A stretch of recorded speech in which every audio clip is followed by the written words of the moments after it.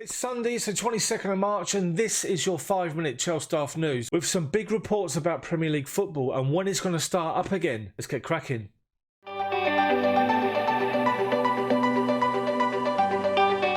So first up, the Daily Mail. Premier League clubs will resume talks on April the 3rd to discuss football's future amid the coronavirus crisis, with the FIFA and UEFA set to speak next week. Now, this report goes into the situation currently that we know the Premier League is postponed until the 30th of April. Now, the Premier League clubs are going to reconvene on the April the 3rd to discuss the situation. There are reports that the Premier League talking of resuming the season on June the 1st for a 6-week period to get all the games played. Now, at the moment, it's unclear if that'll be behind closed doors, that'll be with fans allowed, TV schedules are going to be hampered, there's going to be so much money that could be lost, could be made, but a 6-week period, which will then give 1 month break before the new season starts. As we know, pre-season's normally 4, 5, 6 weeks. It's going to cause havoc as it already has done so, but the news is the Premier League season could be back for just 6 weeks from June the 1st. Talking of the coronavirus, and Toni Ruidger has given us all an update on the latest situation, and in particular what the clubs are asking the players to do. With talk of that the players have been given exercise bikes along with nutrition plans to try and keep themselves fit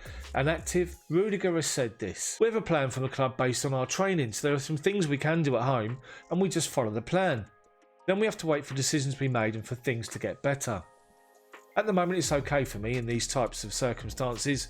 We just have to hope for the best and hope that everyone in the world is not getting affected by the virus." Now, some more big news regarding Chelsea and the stadium. As we know, the stadium redevelopment plans were put on hold with Roman Abramovich and his problems with getting a visa and things like that. Chelsea have got 2 weeks left before those plans and the planning permission lapses, and once that happens, it's thrown out the window and they have to start the whole process all over again. Will Chelsea lodge a pre-commencement application, bearing in mind the current circumstances, to get that planning permission extended? Have to wait and see. So to Reece James, who's named his ultimate Chelsea team, including only 3 of his current teammates. The 4-4-2 formation, Reece James chose this team: Petr Cech, Azpilicueta, Terry, Lewis, Cole, Willian, Conte, Lampard, Hazard, Drogba, Costa. What do you think? So to Football London, and they're talking about the winners and losers from the season so far.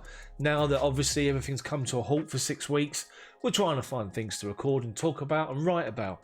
And Football London have come up with this particular article, and they named Billy Gilmour, Mateo Kovacic and N'Golo Conte as part of this article. It's interesting to see what you think about what their opinion is. Winners of the season so far: Billy Gilmour, the midfielder who's made such an impression in recent weeks. Tammy Abraham, who's come into the Premier League and has proven that he can score goals. Mateo Kovacic, who's quite simply been outstanding, and for me, our player of the season so far. And Mason Mount, who's come in and you have to say has adapted brilliantly well.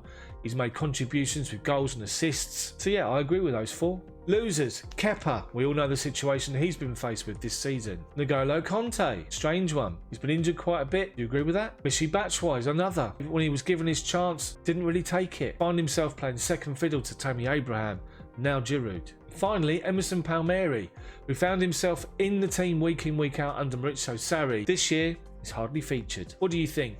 Do you agree with the winners and the losers as selected here in this article? Post your comments below.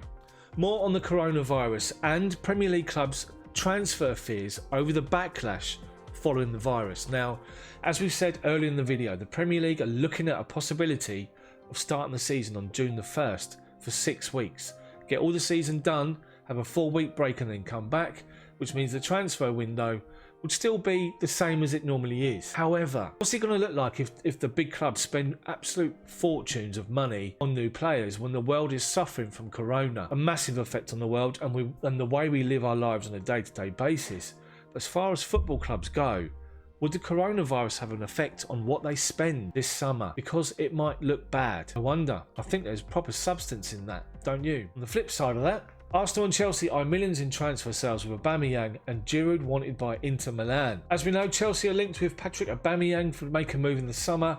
50 million was touted. It's in my video yesterday. If you've not seen it, make sure you check it out. But Inter have made fresh contact with Chelsea over the future of Olivier Giroud, who's openly talked about the fact he'd like to stay on.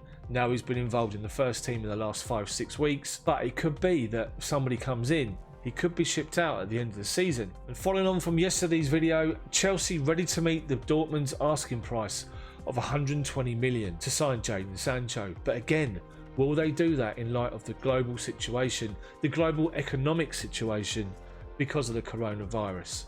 It could have a massive effect on everything. I guess we have to wait and see. And finally, everyone, that's my website, chelseadaft.org. All the videos are on there and the written word. Check it out, chelseadaft.org. That's it from me, Sunday the 22nd of March. This has been your Chels Daft 5-minute Chelsea news. Now, important announcement, as of tomorrow, every single video will move from 12 PM to 6 PM UK time, so make sure you make a note of that. Thank you so much for your support. Let me know what you think about anything discussed in today's video in the comments section below. Smash the head at the like button for me. If you can do that for me, it'd be massive. We're going to go for 100 likes today. Also, subscribe to the channel if you haven't done so already, but make sure you hit the bell for notifications.